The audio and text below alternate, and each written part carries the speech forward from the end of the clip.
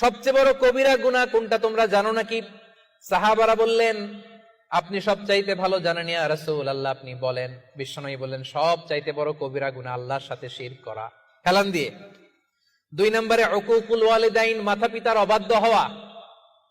3 নম্বরটা যখন বলবেন হেলান থেকে উঠলেন এভাবে, সিরিয়াস। 3টা কবিরা গুনাহ তোমাদের বলবো না, বলেন। 2টা বলছে হেলান দিয়ে, একটা হচ্ছে আল্লাহর সাথে শিরক করা, 2 নম্বর হচ্ছে মাতা পিতার অবাধ্য হওয়া। 3 নম্বরটা যখন বলবেন, ওয়াকানা মুত্তাকিয়ান, তিনি হেলান দেওয়া ছিলেন, ফাজালাসা, সিরিয়াস হয়ে বসলেন।